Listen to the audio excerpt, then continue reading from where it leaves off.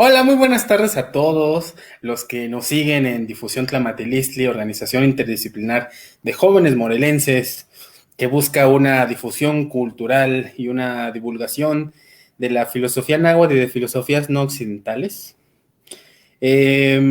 Muchísimas gracias por acompañarnos en todas estas transmisiones, en este ciclo de conferencias Inixtlin Yoro, Rostro Corazón. Hemos visto un montón de temas. Hemos visto temas de letras, temas de historia, temas de filosofía, en fin.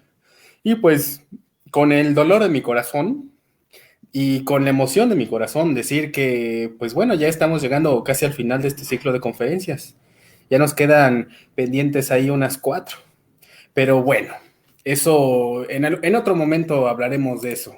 Para nosotros, pues es un gusto que nos acompañen todos ustedes. Y el día de hoy vamos a tener una sesión sumamente especial. La verdad es que es una sesión especial.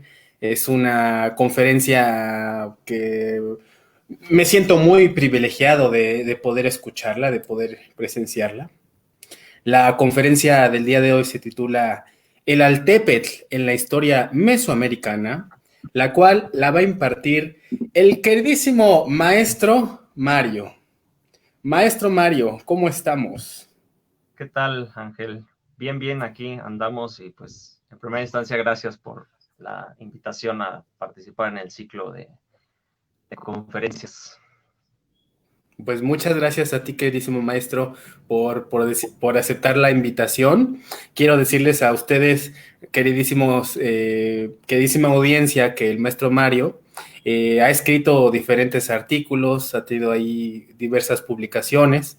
El maestro Mario es licenciado en Historia y maestro en Humanidades y actualmente se desempeña como académico, profesor en el Instituto de Investigación en Humanidades y Ciencias Sociales de la Universidad Autónoma del Estado de Morelos. Entonces, es una persona que sabe lo que dice, no es cualquier persona. Entonces, maestro Mario, pues qué privilegio estar contigo.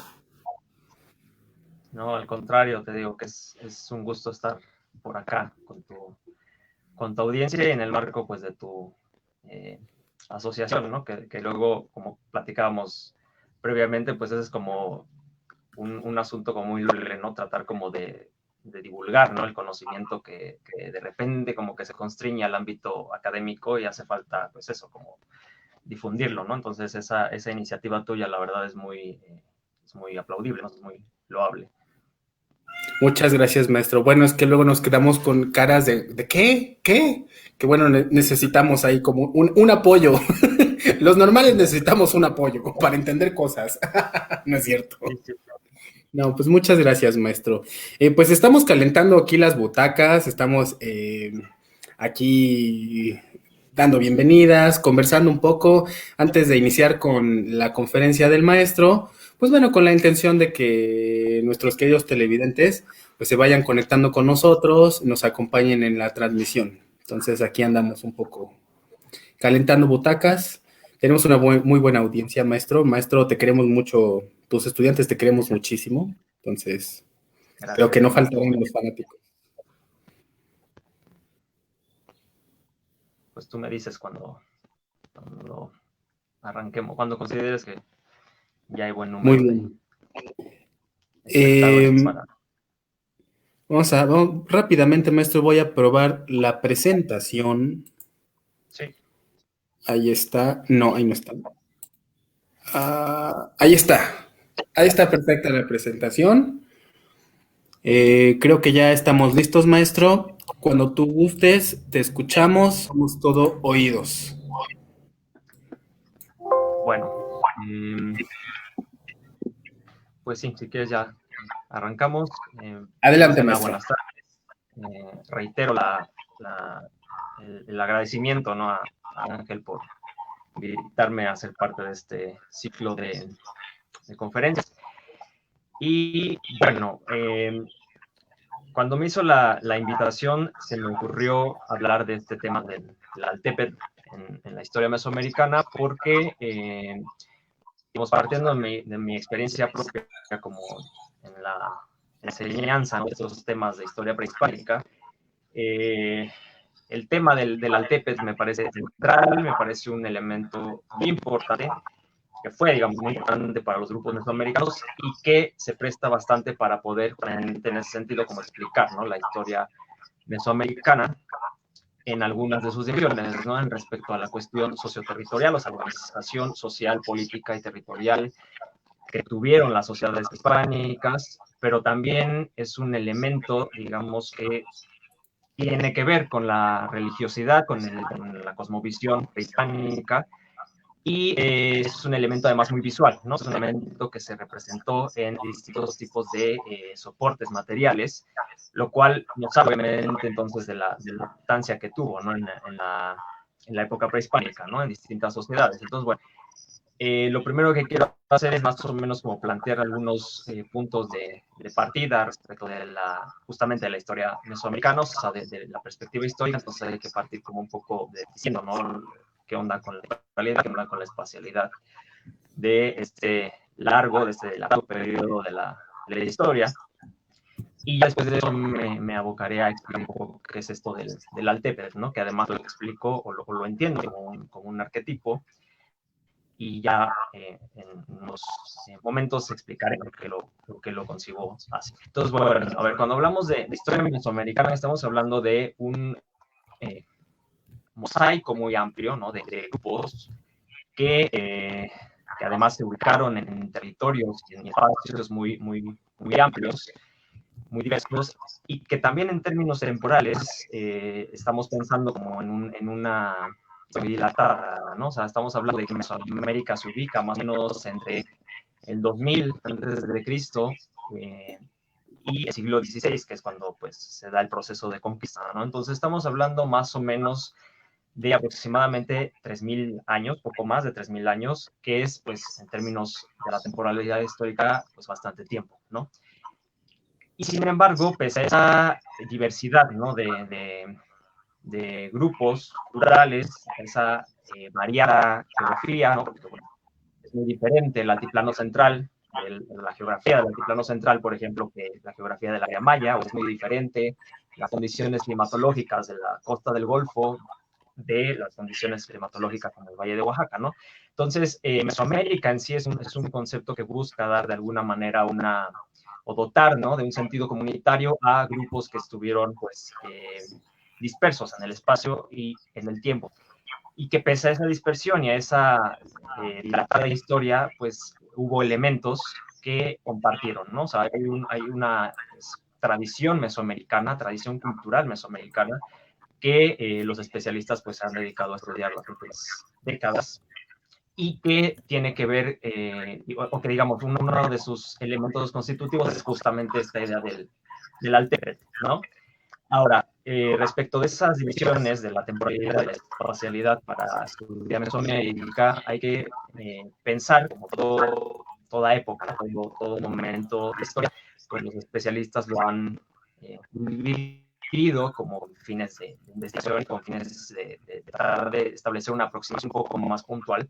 Y en ese sentido, entonces, la historia mesoamericana está dividida en horizontes o periodos, ¿no?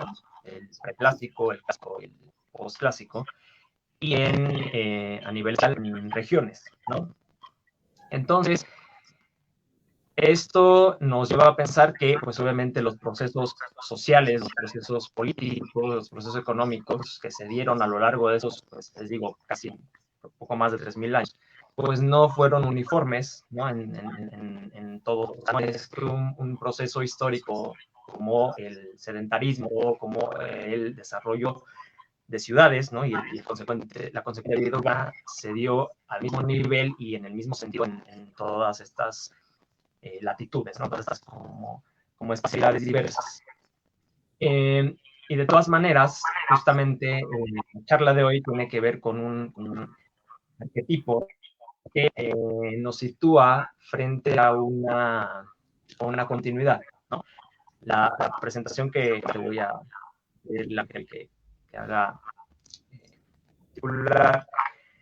tiene que ver justamente con que vean ustedes que esa representación del Altepetl, ¿no?, aunque fue muy diversa, ¿no?, y tuvo distintas manifestaciones, pues se dio desde la época de plástica hasta momentos y después de la propia colonización española, ¿no? Entonces, digamos, eso nos sitúa, insisto, elementos que se configuraron como una continuidad, que hicieron parte, pues, ¿no? Del universo cultural de los grupos mesoamericanos, ¿no? Y que, insisto, tuvo un claro componente visual, ¿no? Lo que conocemos como arte pánico en sus distintas como variantes, ¿no? Pues a través de este arte se buscó justamente como configurar y manifestar esta idea del Altépetl, ¿sí? Entonces, bueno, ¿qué es esto del Altépetl? El Altépetl es un vocablo, digamos, que se compone de dos partes, ¿no? De Altépetl, ¿no? Que significa, que es más un concepto náhuatl, ¿no? Eso es un concepto de los grupos del centro de México y es un concepto de proceder plástico, o sea, del último momento de esta historia, que significa cerro de agua. Entonces ahí el vínculo de esos dos conceptos fue muy importante dentro del imaginario mesoamericano, dentro de la cosmovisión prehispánica. Y muy importante por una razón que voy a exponer, pero tiene dos grandes como significaciones, ¿no? Ambas significaciones de todas maneras están interrelacionadas, están vinculadas de manera asociable, pero digamos, para fines explicativos sí se puede como dividir el concepto en dos dimensiones. Por un lado, el Altépetl, ¿no? Remite a una idea de organización territorial, ¿no? O sea, un Altépetl estaba compuesto, en términos generales, de un centro, de una ciudad, digamos, de un centro urbano, y alrededor de ese centro urbano se dispersaba la gente del común, que fundamentalmente pues era campesinos, sobre todo, ¿no? O sea, gente que se dedicaba a las labores agrícolas. No olvidemos que estamos hablando de sociedades agrícolas que dependían de la producción de la tierra, ¿no? Y del trabajo aplicado a la producción agrícola para su subsistencia, y entonces el Altépetl en ese sentido conformaba, ¿no? Una unidad en la que hay una vinculación, o había una vinculación entre ese centro y la periferia. Un poco lo que les digo a mis alumnos en clases, ¿no? Es que cuando uno visita los sitios arqueológicos actuales y ve, ¿no? Los palacios, bueno, los vestigios, ¿no? Los restos de los palacios, de las pirámides, de las calzadas, etcétera, etcétera, pues en realidad lo que estamos viendo es el centro de esa unidad que era el Altépetl, ¿no? O sea, estamos viendo los vestigios, los restos del centro urbano. Lo que ya no se alcanza a ver cuando uno visita esos sitios es justamente la otra parte, diríamos hoy, rural, ¿no? De la composición de esa unidad que era el Altépetl, ¿no? Ese espacio rural, les digo, estaba habitado por la gente del común, fundamentalmente campesinos, y estaba organizado en calpulis, ¿no? Los famosos calpulis, que eran pues unidades, ¿no? Domésticas, unidades de ocupación en las que se establecían casas de habitación y en las que vivían familias que estaban pues obviamente pues ligadas, digamos, de manera, o sea, por vínculos de parentesco, y que además pues compartían otro vínculo que era muy importante, que era el acceso a la tierra, ¿no? Entonces, esas células que eran los calpulis estaban compuestas de la casa habitación y de un espacio para el cultivo, ¿sí? Y entonces el vínculo entre la gente del común, ¿no? Este aglomerado de gente dedicada o abocada a las actividades agrícolas, y el centro del Altépetl, que era, les digo, la ciudad, esa vinculación y esa relación se estructuraba sobre la base de las relaciones de tributo, ¿sí? Es decir, la gente, o sea, los campesinos tenían que pagar a la élite gobernante, que además pues era la que residía en la ciudad, la que habitaba, ¿no? El centro urbano, tenía que pagarle tributos, ya fuera en especie o en trabajo. Entonces, en ese sentido, en términos como económicos, hay que pensar a los grupos mesoamericanos como sociedades que se desarrollaron sobre la base de un sistema tributario, ¿no? Ahora, en ese mismo sentido, entonces, la ciudad, o sea, el centro de esa unidad sociopolítica y territorial que era el Altépetl, pues era al mismo tiempo, ¿no? Digamos, desempeñaba funciones políticas, les digo, era la sede, ¿no? del poder político, ahí era donde residía la élite gobernante. Era también un centro administrativo en este esquema como de pueblos, ¿no? Que están vinculados a través del tributo a ese centro, ¿no? Y que pagan ese tributo a ese centro. Entonces, esas ciudades, ¿no? Les digo, los que ahora vemos como sitios arqueológicos, pues eran también centros administrativos, ¿no? Centros a los cuales fluía, digamos, la producción de los recursos. Y también eran centros comerciales, ¿no? O sea, un elemento que yo considero que fue estructural de la historia mesoamericana, pues fue justamente los intercambios, ¿no? Económicos, que a la larga pues derivan en intercambios culturales, en intercambios de ideas, en intercambios de estilos, en intercambios de conocimientos, de técnicas, etcétera, etcétera. Y esas redes de intercambio pues se vinculaban a través de las propias ciudades mesoamericanas, ¿no? Entonces, el centro del Altepet en ese sentido también era un centro comercial y finalmente la ciudad mesoamericana pues era centro ceremonial, ¿no? O sea, era un espacio que tenía una dimensión religiosa, una dimensión colectiva, ¿no? O sea, si han visitado algún sitio arqueológico se han dado cuenta, ¿no? O sea, los principales edificios pues son estas construcciones piramidales, ¿no? Que generalmente rodean el esquema de una plaza que seguramente tenía un uso ritual y que en ese sentido, digamos, permitía reafirmar el sentido de pertenencia y de identidad, ¿no? O sea, reafirmar el sentido de colectividad en la idea, pues, de que la gente asistía, ¿no? A ver los rituales, ¿no? A participar en procesiones, a participar o ver, ¿no?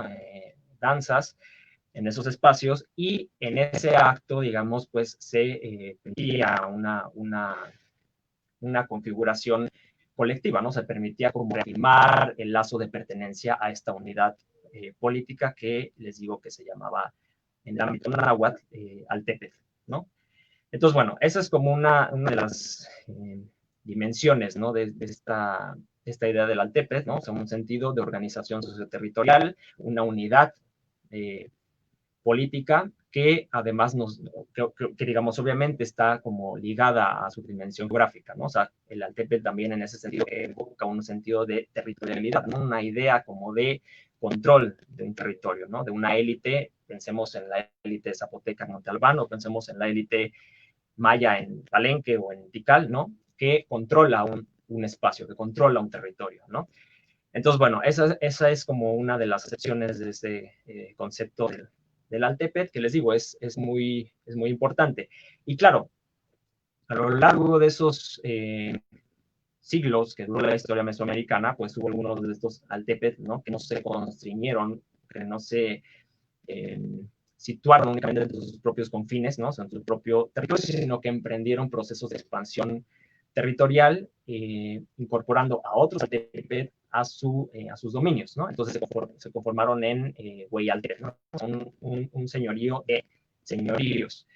Ejemplos de esto puede ser Teotihuacán, o sea, Teotihuacán, digamos, sería uno de los primeros ejemplos a lo largo de la historia mesoamericana que logra una posición hegemónica y que controla a un montón de territorios, o bien el famoso pues, Imperio Mexica, ¿no? Que finalmente se configuró como Hueyaltepec en el sentido de que a través de la expansión militar y la conquista territorial, pues incorporó a otras unidades políticas, dominios, ¿no? Entonces, en ese sentido, pues la historia de Mesoamérica es una pues, larga sucesión, ¿no? De unidades políticas que empiezan a crecer, algunas se expanden, controlan un territorio más allá de sus propios límites, digamos, o de su propio espacio circundante, y que por algunas razones también de repente experimentan crisis, ¿no? Experimentan problemáticas que las hacen pues, decaer, como Teotihuacán, como Monte Albán, como prácticamente todas, ¿no? las ciudades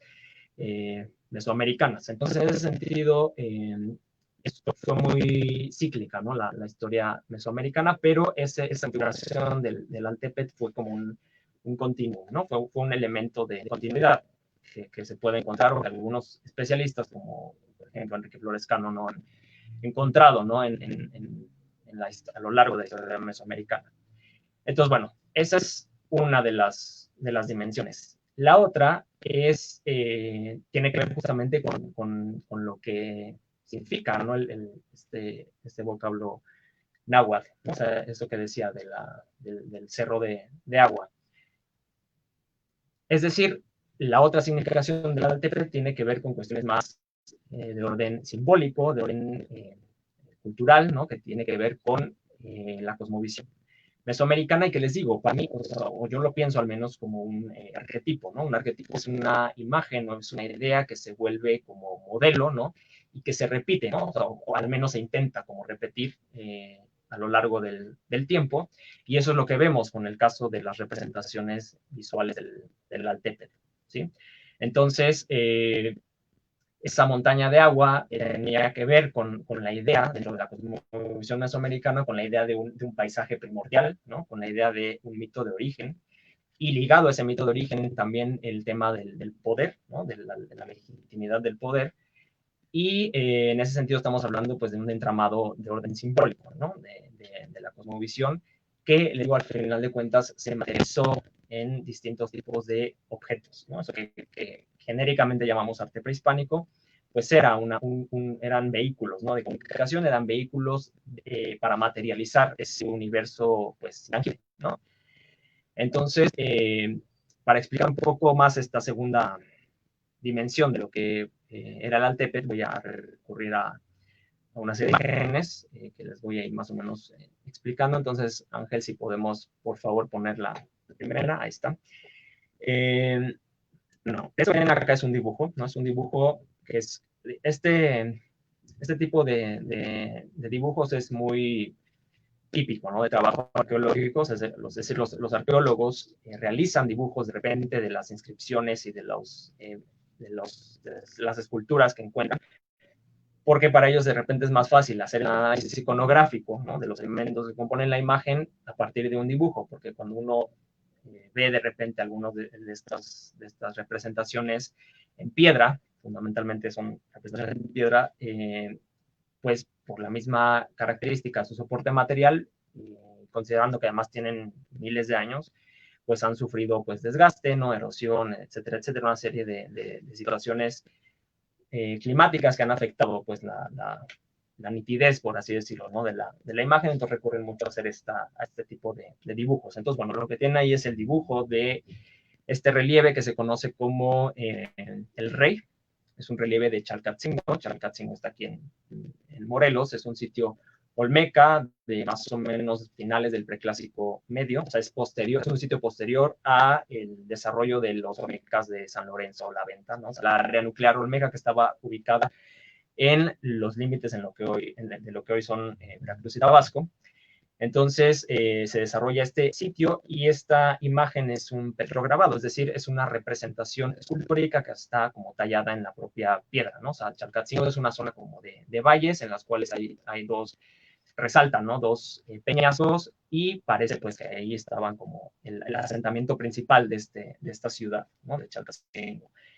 Entonces, ¿por qué empiezo con esta imagen? Porque, bueno, evoca justamente esa idea del paisaje primordial y nos permite destacar, o sea, a mí me encanta pues esta imagen porque justamente vincula los elementos de esa representación del Altepe, ¿no? Y además una de las primeras o de las representaciones como más tempranas, ¿no? De esa idea de la montaña como sagrada, de la montaña primordial. Entonces, en este caso, ¿no? Se nota, ¿no? La figura central es este personaje que está como sentado sobre un centro, ¿no? Que evoca obviamente el poder, y está ataviado, ¿no? Con una con un ajuar, ¿no? Que obviamente nos habla de su posición política, y está dentro de este como esquema, una especie de viñeta, ¿no? Que representa justamente eso, ¿no? La montaña, que de repente lo que encontramos en la iconografía prehispánica es una vinculación entre la idea de la montaña y la cueva, ¿no? Entonces tenemos al gobernante dentro de la cueva de una montaña, y por las volutas, ¿no? Que salen de la montaña, son volutas del habla, o con las cuales se representaba el habla, seguramente. Entonces eso nos lleva a pensar que el gobernante o que el personaje está haciendo una serie pues de oraciones, de peticiones, para que se logre lo que finalmente se está desarrollando alrededor, que es la agricultura, ¿no? El proceso agrícola. O sea, está lloviendo, ¿no? Y están emergiendo de la tierra algunas plantas, ¿no? Vegetales, lo cual nos habla del tema de la agricultura. Entonces, a ver, la vinculación aquí es que me parece que es muy interesante justamente de esa representación de la montaña, de esa idea, digamos, de la montaña sagrada, es justamente que el gobernante se erige como una pieza clave, ¿no? O sea, la élite gobernante en Mesoamérica, o uno de los fundamentos del ejercicio del poder en Mesoamérica era, pues, que se concebía que los gobernantes pues, tenían este vínculo, ¿no? Con las deidades, con las fuerzas naturales, y entonces en ese sentido se erigían como intermediarios entre la gente del común, digamos, y las fuerzas naturales. Fuerzas naturales que eran, pues, esenciales, era esencial, digamos, tratar de controlar, tratar de prever, a fin de sacarles provecho, a fin de que justamente se desarrollara, como aquí está evocando la imagen, la agricultura, ¿no? Insisto en que estamos hablando de sociedades agrícolas que dependen de la lluvia, que dependen de las buenas cosechas, que dependen de tierra fértil, ¿no? Para subsistir. Entonces, esta imagen evoca ese sentido y además, por supuesto, aquí no, el gobernante, o sea, no, la imagen no refiere a un gobernante en particular, no hay ese sentido como de individualidad en el arte mesoamericano, si luego, por ejemplo, en el arte occidental, en el arte europeo, en el que sí puedes encontrar retratos de Felipe II, de Carlomagno, ¿no? De los emperadores romanos. Acá más bien lo que está representando la imagen es al arquetipo, ¿no? Del gobernante y del gobernante además mítico. ¿Qué quiere decir esto? Que a través de este tipo de representaciones materiales, la propia élite, en este caso olmeca, pues reafirmaba su legitimidad frente a la comunidad, incluso frente al resto de la gente que hacía parte de la élite gobernante, ¿no? Entonces, esta evocación como de un origen mítico, y si es mítico, entonces es sagrado, ¿no? El gobernante tiene esta aura como de figura sacra, y que además es fundamental, ¿no? O sea, lo que está mostrando aquí la imagen es la importancia que tiene la élite gobernante en el desarrollo del orden social y del orden social que también un reflejo del orden cosmogónico, ¿no? Entonces, en ese sentido, esta imagen por eso me parece como importante y por eso quise empezar con ella. ¿Podemos pasar a la siguiente, Ángel, por favor? Bueno, en realidad términos temporales, esta escultura es anterior a la de Chalcatzingo, pero la pongo posteriormente como para reafirmar algunas de las ideas que mencionaba anteriormente. Este es el altar 4 de la venta. Les digo, la venta fue un sitio olmeca que fue previo a Chalcatzingo, pero, y bueno, se les llamaba altar. Los últimos estudios de Ancyphers y algunos otros arqueólogos, sobre todo de la Universidad de Veracruz, han mostrado que en realidad se trataba de centros, ¿no? Centros así, sobre los cuales se posaba el gobernante o los cuales incluso los cuales se sentaba, ¿no? Pero si se fijan, o sea, aunque estemos hablando de algo muy diferente, ¿no? O sea, estemos hablando de la costa del Golfo, estemos hablando de un periodo previo, pues hay, ¿no? Una idea central, ¿no? Hay un concepto que se repite y estamos además hablando de otro tipo de representación. Aquí es una figura bien tridimensional, ¿no? O sea, sobre la base de esta piedra de basalto se esculpe la figura, pero el concepto sigue siendo el mismo, ¿no? Entonces es el gobernante mítico sentado en este espacio, digamos, cabo que remite a la idea de la cueva montaña que veíamos en la imagen anterior, ¿no? Y bueno, no es muy nítida esta imagen, la bajé de la mediateca de Lina, no se nota como mucho, pero en la franja superior de la escultura, pues hay una serie como de detalles que representan las fauces del jaguar, ¿no? Como ustedes saben, los olmecas adoraban mucho al jaguar y le atribuyeron una serie de simbolismos religiosos muy importantes relacionados, por supuesto, con el poder, ¿no? Y en ese sentido, es la característica particular de este altar es que remite a esas fauces del jaguar y al mismo tiempo es la imagen de la cueva, ¿no? Además, imagen de la cueva que simboliza también la entrada al inframundo, ¿no? La entrada, o sea, esos espacios de geografía física que se simbolizaron dentro de la cosmovisión mesoamericana, es decir, se les dio un sentido específico, se les explicó de cierta manera, y una de las explicaciones es que, bueno, eran espacios, eran lugares, ¿no? En los cuales residían los dioses, o dentro de los cuales se podían tener contacto con las deidades, con las fuerzas naturales, ¿no? Es lo mismo más, o no lo mismo, pero es más o menos parecido a lo que encontramos en el área maya con los cenotes, ¿no? O sea, por eso, como ustedes saben, se encuentran a cada rato en los cenotes, pues ofrendas, incluso restos óseos, ¿no? De gente que fue sacrificada en esos espacios, porque tenían como ese sentido simbólico, o sea, como lugares sobre los cuales se podía establecer una comunicación directa con las deidades. Y volviendo al tema del Altepetl, ¿no? En el altiplano central, que es justamente su geografía parte de un patrón repetitivo en el que hay montañas y valles, ¿no? Pues también se han documentado lugares en las montañas que eran lugares de procesión, ¿no? Lugares de culto, lugares en los cuales se iban a depositar ofrendas, porque se concebía que en este tipo de espacios naturales pues habitaban, ¿no? Las deidades mesoamericanas, ¿no? ¿La que sigue, Ángel, por favor? Bueno, entonces nos movemos del periodo preclásico al clásico y nos movemos del ámbito olmeca a la ciudad de Teotihuacán.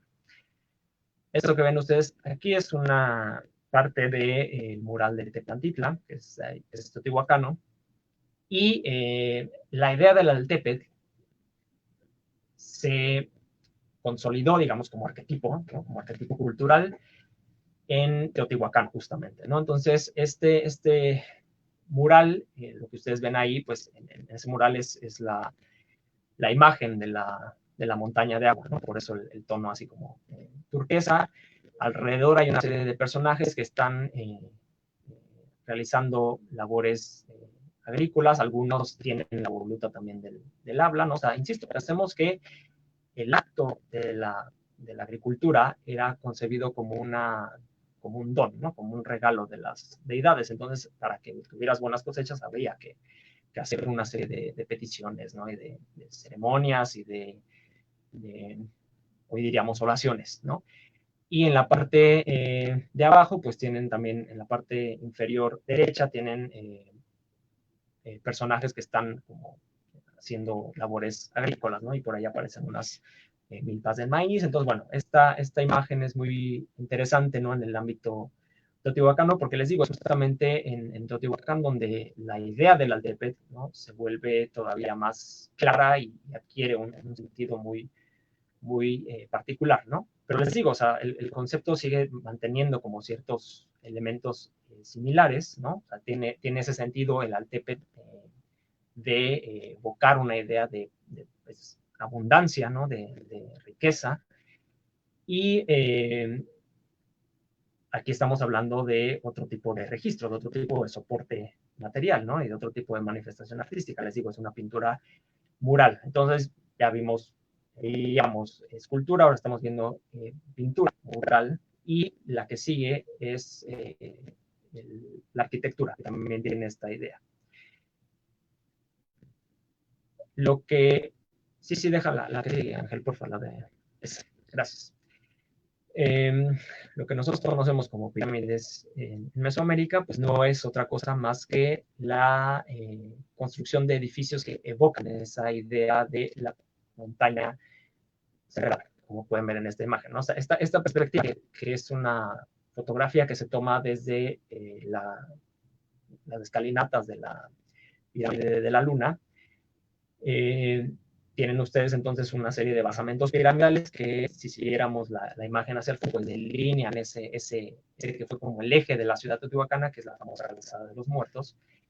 Al fondo está la pirámide del Sol, y atrás, ¿no? O sea, en el fondo de la imagen, pues están las serranías, ¿no? Entonces, esta imagen a mí me gusta bastante porque justamente nos deja ver, ¿no? O sea, cómo finalmente las construcciones piramidales evocan ese sentido del paisaje primordial, ¿no? Es construir en el espacio humano, en el espacio, digamos, habitado, esa vieja idea, ¿no? De la montaña sagrada, de la Tepetl, ¿no?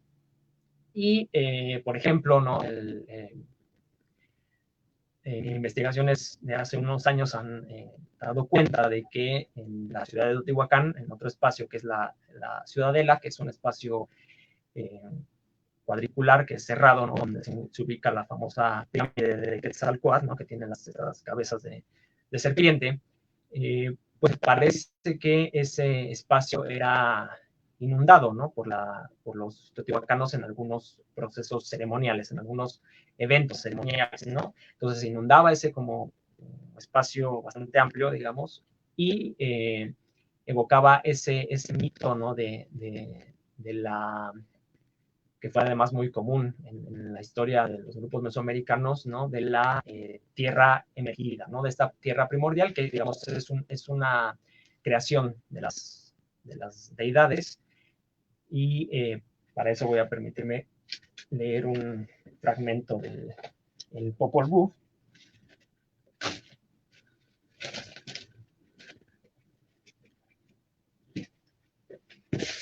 Claro, el Popol Vuh es como ustedes saben, es un documento del maya, ¿no? Es un documento que proviene del área maya, además del área quiché, ¿no? De los mayas, o del Guatemala. Y además es un documento colonial, o sea, es un documento que si bien es de manufactura indígena y pertenece como a la tradición de estas obras, ¿no? Coloniales hechas por los grupos indígenas, pues es una obra muy posterior a esto que estamos viendo de Teotihuacán. Y sin embargo hay elementos como muy parecidos, ¿no? Entonces voy a leer nada más la primera parte como para traer a cuento, ¿no? Esta idea del paisaje primordial y de esta tierra emergida, ¿no? Es un pequeño fragmento de la primera parte de la obra. Dice, esta es la relación de cómo todo estaba en suspenso, todo en calma, en silencio, todo inmóvil, callado y vacía la extensión del cielo. Esta es la primera relación, el primer discurso. No había todavía un hombre, ni un animal, ni pájaros, ni peces, ni cangrejos, ni árboles, piedras, cuevas, barrancas, hierbas, ni bosques. Solo el cielo existía. No se manifestaba la faz de la tierra. Solo estaban el mar en calma y el cielo en toda su extensión. No había nada junto que hiciera ruido, ni cosa alguna que se moviera, ni se agitara, ni hiciera ruido en el cielo. No había nada que estuviera en pie, solo el agua en reposo, el mar apacible, solo y tranquilo. No había nada dotado de existencia. Y ya, ¿no? Después de esa parte, el texto hace referencia a cómo finalmente el mundo, ¿no? Tal cual fue creado por las deidades, y la primera acción de esa creación divina, pues fue separar, ¿no? el cielo del mar y traer o hacer emerger, ¿no? una tierra sobre la cual pues se iban a desenvolver la humanidad, ¿no? Entonces, esa metáfora se encuentra como en muchas representaciones, y les digo, es también un relato un tanto como arquetípico, ¿no? Porque se repite desde el Popol Vuh del siglo XVII, y aquí estamos viendo a Teotihuacán, que es del siglos V y VI, ¿no? Después de Cristo. Entonces, ¿qué quiero decir con esto? Que hay elementos que son una continuidad que se representaron en contextos muy particulares, versos, digamos, y que evocaban, ¿no? Constantemente los mitos de creación. En este caso, la creación de esa tierra primordial, que les digo, según han investigado en los arqueólogos en Teotihuacán, pues parece que ese mito de creación, digamos, se repetía constantemente cuando se inundaba este espacio de la ciudadela, y pues lo que quedaba o que parecía que quedaba flotando sobre la superficie de agua, pues era justamente la pirámide esta de Quetzalcóatl, ¿no? Entonces, bueno, volviendo a la imagen que tienen ustedes ahí, les digo, también las representaciones arquitectónicas, las construcciones piramidales evocaban ese principio del paisaje primordial, ¿no? La siguiente, Ángel, porfa. Bueno, a partir de esta imagen en adelante ya estamos hablando de códices, y en ese sentido, pues son documentos o que bien proceden del momento del contacto entre los españoles y los grupos indígenas, o bien que incluso ya son documentos elaborados por indígenas, pero ya en el contexto del incipiente orden virreinal, ¿no? Entonces, bueno, esta que tienen ustedes ahí es una lámina del Códice Borbónico, que bueno, o sea, es muy clara respecto a la representación del Altepetl, ¿no? Entonces tienen ustedes ese glifo, ¿no? Que se utilizaba mucho en este tipo de documentos, son documentos fundamentalmente de carácter criptográfico, y sobre el cerro, ¿no? Representado con ese glifo, pues aparece el Teocalli, y dentro del Teocalli está Tlaloc, ¿no? Entonces, otra vez, ¿no? Nos remitimos como a una idea de que esta geografía física, ¿no? Sobre la cual se desenvuelve toda sociedad, pues se entiende y se simboliza de distintas maneras. En este caso, pues se simboliza a partir de una serie de esquemas cosmogónicos y a partir de preceptos religiosos, ¿no? Entonces, ahí la imagen, digamos, en el sentido de el Altepetl como el lugar, pues también el que habita, ¿no? La deidad además estelar de repente, ¿no? Del Altepetl. Eh, la siguiente, porfa. Esta es la primera lámina de la famosa tira de la peregrinación, o dice Oturini, o sea, el documento en el cual se narra, ¿no? la migración de los mexicas desde Aztlán hasta que pues finalmente llegan a la cuenca de México, ¿no? Entonces, del lado izquierdo lo que tienen es la representación de una especie como de isla, ¿no? Que sería pues justamente Aztlán, y del lado derecho tenemos este grifo, que es muy parecido a lo que veíamos en la imagen anterior, ¿no? Que es topónimo, ¿no? Que en este caso es a Culhuacán, ¿no? A este cerro como curvado, que era un alter importante en la Cuenca de México, pero bueno, más allá del relato, que obviamente es un relato mítico, ¿no?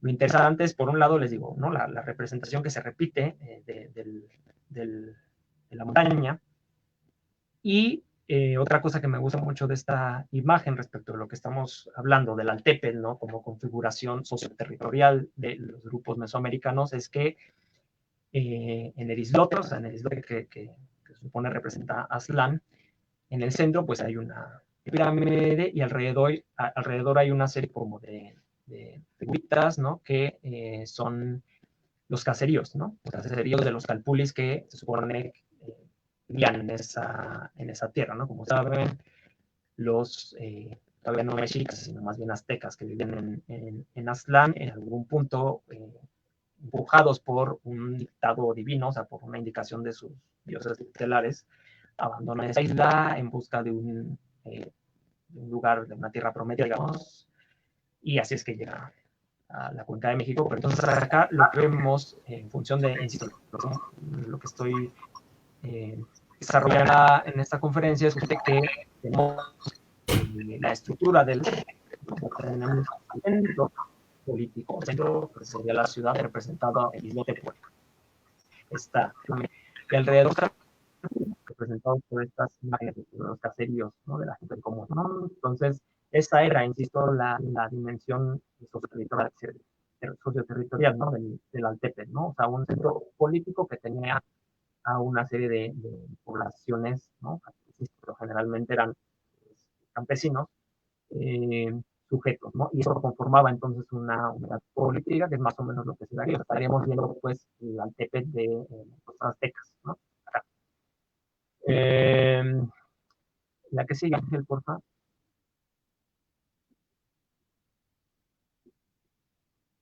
Bueno, este es otro códice, es el códice Azcatitlán, que también relata o evoca la historia de los eh, mexicas, lo que es la imagen.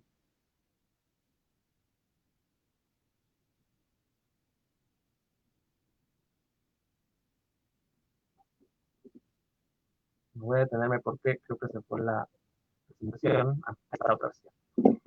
Eh, les decía, es un códice que también relata la historia de los mexicanos, más bien esta ya se centró en el proceso, o sea, esta ya es como después de que se asientan los mexicas pues en México, ¿no? En la Cuenca de México, y relata un poco como de su historia eh, posterior. Pero a mí lo que me interesa de esta imagen es obviamente el asunto del Altepet, ¿no? Que está representado en la parte derecha de la imagen. Eh, o sea, tienen ahí, no se aprecia muy bien en la imagen, pero es un cerro, y dentro del cerro está representada la pirámide, ¿no? Se ve ahí como las distintas partes, ¿no? de la estructura piramidal, y en la parte de arriba está el gobernante, que en este caso era uno de los gobernantes del Imperio Tepaneca, ¿no? Es decir, cuando llegan los mexicas a la República de México, hay un Altepet, ¿se acuerdan? ¿No? Que decía hace un momento que de algunos Altepet, ¿no? Inician un proceso de expansión, se vuelven eh, expansivos territorialmente, controlan a otros Altepet, y en ese caso pues se vuelven, ¿no? O sea, se vuelven una especie de señorío de señoríos. Eso fue lo que pasó con el señorío de Azcapotzalco, que configuró una especie de imperio, o sea, que digamos se expandió sobre otros Altepet, ¿no? De la Cuenca de México, y ese es el escenario que había cuando llegan justamente los aztecas todavía como tribu y se asientan en el espacio. Y bueno, y obviamente, volviendo al tema del tributo, pues se asientan en este espacio que está dominado por el Imperio Paneca y tienen que pagarle tributo, ¿no? A los señores de Azcapotzalco. Pero les digo, aquí la imagen nos vuelve a remitir a esa idea de que estos mitos de origen se vuelven también unos elementos fundamentales en la legitimación del poder, ¿no? Es decir, aquí la figura del Altepe, ¿no? Representada ahí en la parte derecha de esta lámina del códice que les digo, pues nos plantean, ¿no? El ejercicio del poder que está, ¿no? El gobernante, en este caso Tepaneca, que está posicionado sobre el Altepe, ¿no? O sea, evoca, digamos, su capacidad de ejercicio de control, digamos, político sobre un territorio, sobre una población, en este caso incluso sobre los propios mexicas, ¿no? En un primer momento, ¿no? Como ustedes saben, después viene un problema de sucesión, ¿no? De parte dentro del Imperio Tepaneca, y aprovechando ese problema de sucesión, los mexicas en alianza con otros que fueron Texcoco y Tlacopan, pues se rebelan contra el Imperio Tepaneca, y ahí es cuando digamos, se inclina la balanza hacia el lado mexica, y ahí es cuando inicia ya la etapa propiamente, podríamos decir, imperial, ¿no? De los mexicas de los. Bueno, la que sigue, Ángel, por favor.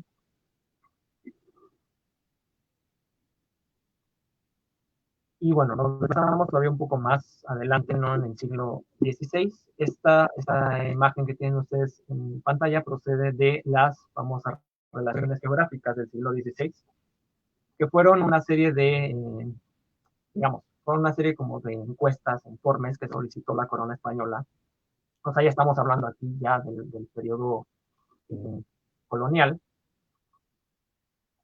las primeras décadas del orden reinal, y la corona española, ya para ese momento estamos hablando de por ahí de 1579, 1585, o sea, ya en pleno reinado de Felipe II, se mandan a hacer esta serie a levantar esta serie como de informes y de documentos como para fines políticos y administrativos, ¿no? O sea, pensemos que los reyes españoles nunca pisaron América, entonces tanto ellos como sus ministros y demás instancias gubernamentales en España dependían de este tipo de obras para más o menos tener un conocimiento de sus posesiones en América, ¿no? O tener noción de las ciencias. Y bueno, se manda levantar estas relaciones. Y a mí lo que me interesa, o lo que me parece muy significativo de esta imagen, es que, bueno, primero, por algunos elementos como los ríos, ¿no? que todavía contienen en la representación elementos iconográficos de la tradición pictórica prehispánica, pues estamos hablando de documentos elaborados por indígenas, por los famosos tlahuilos, ¿no? O sea, gente que estaba eh, entrenada, por así decirlo, que tenía como la capacidad, ¿no? para elaborar obras visuales. Y en ese sentido estamos, aunque es una obra que manda levantar las autoridades españolas, es una obra en la que confluyen muchos personajes, y en el caso de las imágenes es una obra en la que elaboran los propios indígenas, ¿no? Indígenas que obviamente están, pensemos que esto les digo, el último tercio del siglo XVI, o sea, un proceso, un contexto más bien de reacomodos territoriales, en un proceso de conformación política, en un momento de profundo sincretismo cultural, pero también en un momento de debacle demográfica, ¿no? Producto de las epidemias y demás patologías traídas por los europeos. Entonces, bueno, es un contexto muy complejo, es lo que quiero decir. Eh, y en ese sentido, pues los indígenas ya están como a sus referentes, ¿no? Lo que tienen frente a sí, digamos, es un contexto muy complejo. Entonces, aquí lo que vemos en la imagen es justamente, bueno, les digo, esta imagen es una pintura en la que se representa Huastepec, así tal cual, ¿no? Huastepec aquí, en Morelos, que además en la época prehistórica había sido un punto de intercambio muy importante, porque de Huastepec se llevaban a México Tenochtitlan toda la serie de objetos y de producciones que se obtenían de sus poblaciones sojuzgadas, ¿no? Por ejemplo, del señorío Cuauhnáhuac, ¿no? Que duraba, entre muchas otras cosas, algodón, ¿no? Entonces, el Huastepec era un punto de paso muy importante. Y entonces, bueno, aquí representa la parroquia, ¿no? La iglesia municipal de Huastepec, que ya, digamos, a nivel como de análisis de la imagen, el hecho de que sea la parroquia, ¿no? O sea, la iglesia, la que tiene como un lugar preponderante dentro de la imagen, ¿no? Que está elaborada de manera más grande que el resto de los elementos que componen la imagen, pues nos habla, ¿no? De jerarquías y nos habla de intereses, ¿no? De referentes culturales. Entonces, lo interesante es que, bueno, está la iglesia, está demarcado el atrio, y dentro del atrio hay un topónimo, que sería el topónimo de Huastepec, pero pues que sigue siendo una representación del Altepec, ¿no? Es decir, yo me rehuso, ya en términos como mi incipiente trabajo de investigación en términos metodológicos, me rehuso a hacer una lectura tan literal, ¿no? De las imágenes. En este caso, para mí, digamos, el hecho de que la imagen del Altepec esté dentro del atrio nos remite a un proceso de sincretismo que es muy profundo en términos, en este caso, en términos iconográficos, pero que remite a un proceso de recomposición socioterritorial, ¿no? O sea, como ustedes saben, llegan los españoles, ese esquema del Altepec, ¿no? Como un centro, una ciudad a la cual están vinculadas una serie de poblaciones campesinas, pues era un esquema también muy disperso, ¿no? Es decir, a diferencia de las ciudades europeas, sobre todo las renacentistas, ¿no? Que tienen una traza muy definida, ¿no? Y que la ciudad se contenía como en su propio espacio, la territorialidad del Altepec era más bien dispersa, ¿no? Era bastante amplia. Entonces, ¿qué quiero decir con esto? Que cuando llegan los colonizadores, cuando llegan los frailes y quieren empezar su proyecto de evangelización, pues se topan con una dificultad de orden territorial, ¿no? Se topan con que los indígenas están pues, muy dispersos de repente de los nuevos centros políticos y entonces vienen las famosas políticas de congregación, ¿no? O sea, de reacomodar territorialmente a la población indígena para facilitar el trabajo de evangelización. Dentro de ese proceso, ¿no? De ese proceso de evangelización de estos primeros años de la colonización española, los conventos pues fueron espacios muy importantes, no solo porque eran los lugares sobre los cuales se desarrolló la vida de los frailes dedicados a esta empresa de evangelización, o sea, no solo porque ahí vivían pues los frailes, sino porque alrededor del convento pues empezó a desarrollar una dinámica social nueva, por así decirlo, ¿no? El nuevo orden social a nivel del ámbito del mundo indígena, digamos, tuvo al convento como una especie de axis mundi, ¿no? Como el nuevo espacio y la nueva territorialidad sobre la cual se iba a desenvolver la vida social. Y dentro de ese contexto es el atrio, el elemento arquitectónico central, ¿no? ¿Por qué es el elemento arquitectónico central? Porque pensemos que a estos indígenas apenas se les va a convertir al cristianismo, apenas se les va a enseñar la doctrina, entonces ellos no pueden entrar al convento, no pueden entrar a la casa de Cristo, digamos, sin que tengan, sin que estén conversos, ¿no? Entonces, por eso esos famosos relatos que recoge Sagún, de homotonía, jornada, ¿no? De la labor de evangelización que se llevaba a cabo esencialmente en el espacio del atrio, ¿no? Entonces, en ese sentido, el que esté la imagen, ¿no? del Altepe dentro del atrio nos lleva a pensar una reconfiguración socioterritorial que está expresada en términos visuales en este caso, ¿no? Es decir, hay un proceso de reacomodo y un proceso de sincretismo muy importante en el cual se empieza a como que entremezclar, al menos dentro del imaginario de quien elaboró esta imagen, del indígena o los indígenas que elaboraron este tipo de imágenes, un trasvase, digamos, hay un cruzamiento entre la vieja idea del Altepet como territorio y el nuevo espacio de la vida social en este naciente orden virreinal, que es el convento, ¿no? Y el espacio que está alrededor de esos conventos. Y bueno, ya la que sigue es la última.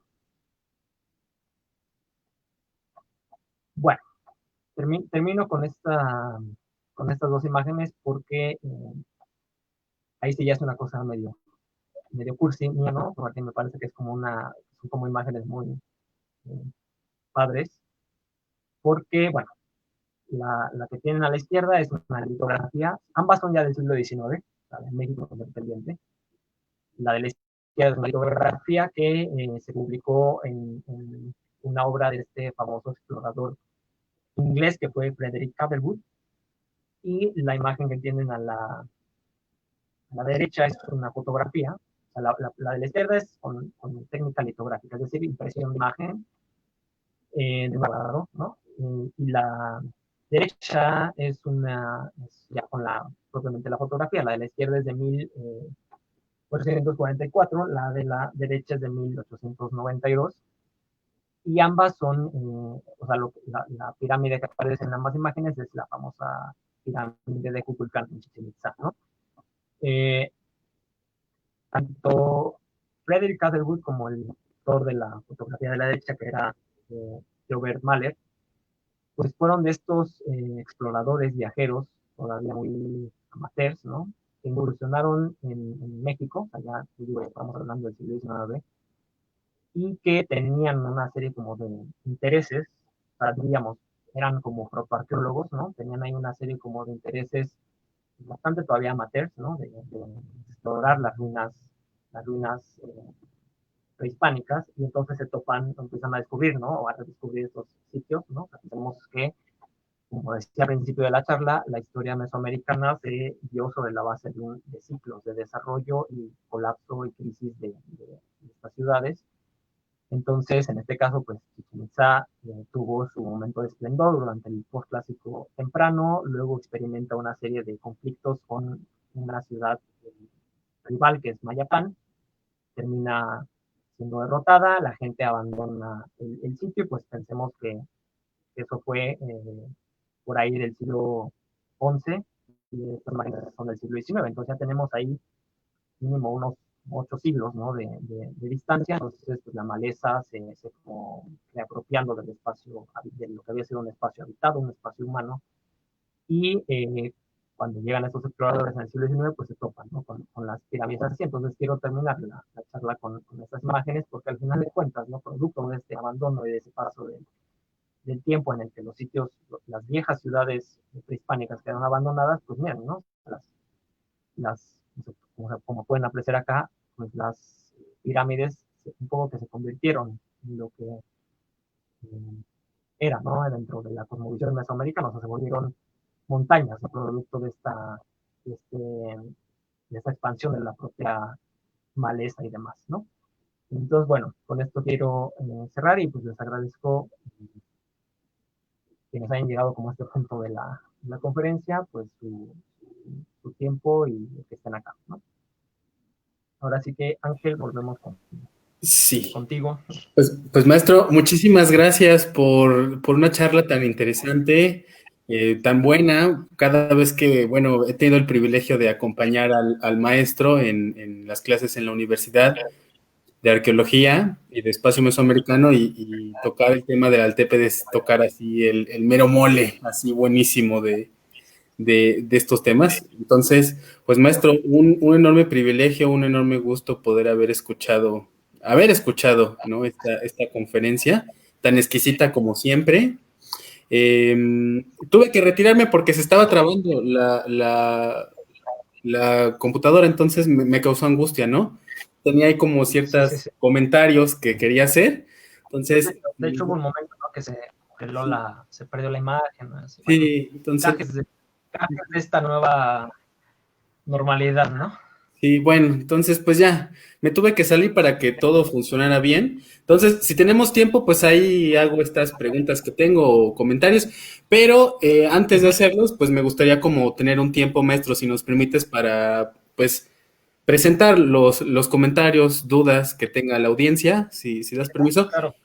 Voy a hacer Sí, sí. lectura de ellas. La primera pregunta, bueno, las primeras preguntas son de Enrique.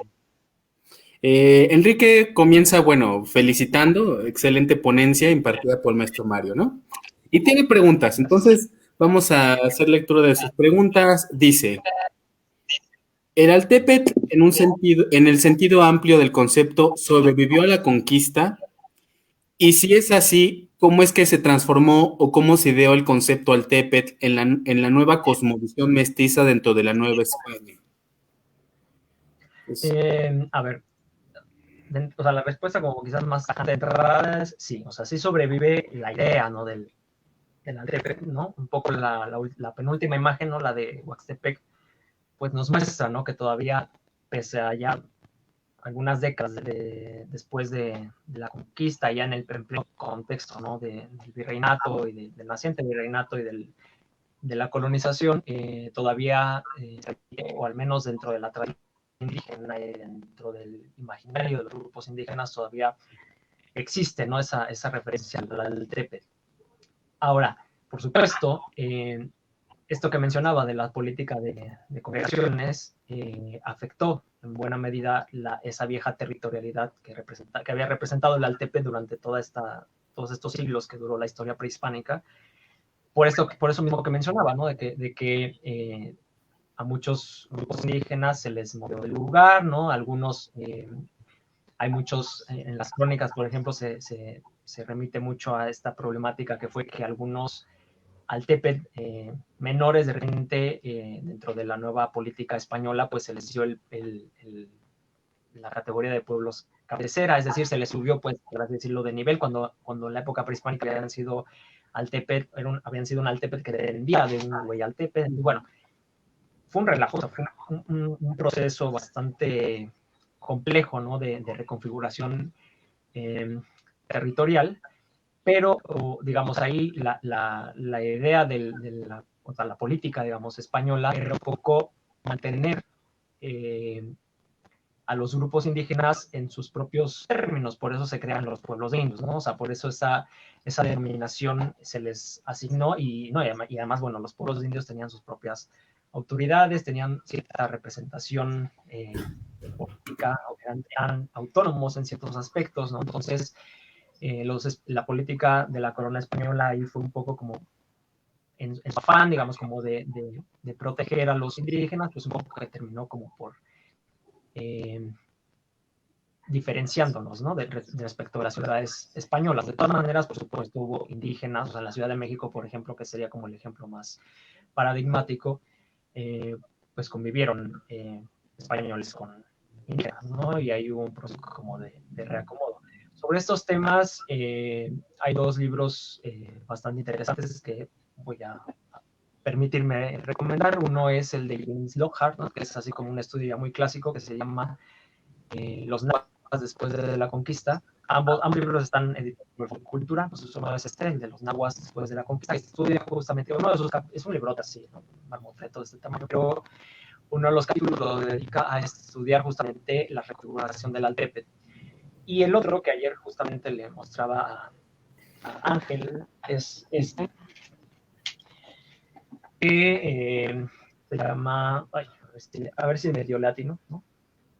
A ver si se ve un poco, el del siglo XVI, que justamente igual, ¿no? Estudia los procesos de reconfiguración territorial después de la conquista, ¿no? Es decir, qué cambió y qué no de esa vieja territorialidad que había sido el Altepet después de la conquista, ya dentro del proceso de colonización.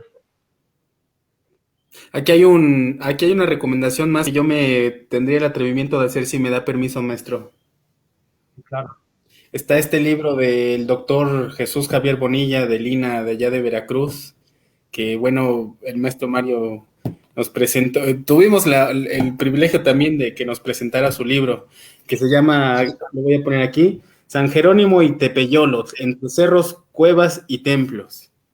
Entonces, ese librito es muy bonito porque te va narrando la manera en la que el concepto del Altepetl, que bueno, está involucrado en este libro, obviamente, pues evolucionó, tuvo ahí una evolución bien interesante posterior a este proceso de fusión entre dos mundos, ¿no?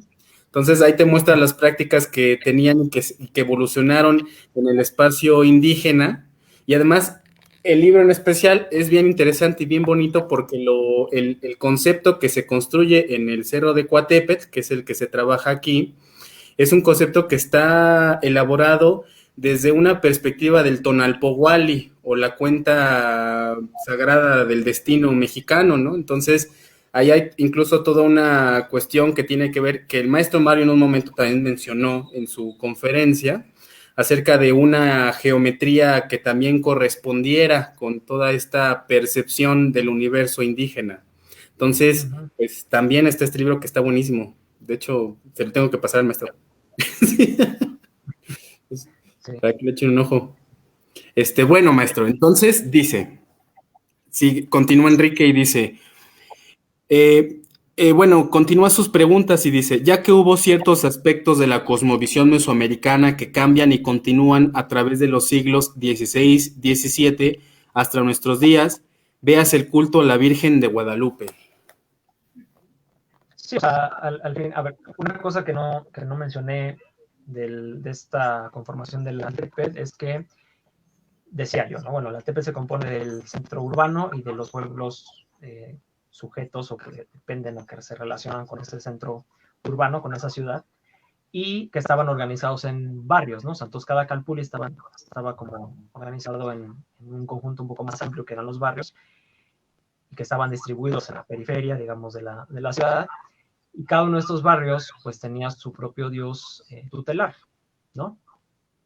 Y en ese sentido, por ejemplo, también por eso eran muy importantes dentro en la sociedad mesoamericana, era muy importante la figura del anciano, ¿no? Del viejo, tanto que era el que de alguna manera concentraba una serie de conocimientos y que además era el miembro más viejo del grupo, y en ese sentido era el que podía vincularse porque tenía un vínculo más cercano con los antepasados, ¿no? O sea, esa idea de los antepasados y del linaje es fundamental tanto para pensar el calpulli como para pensar el Altepetl.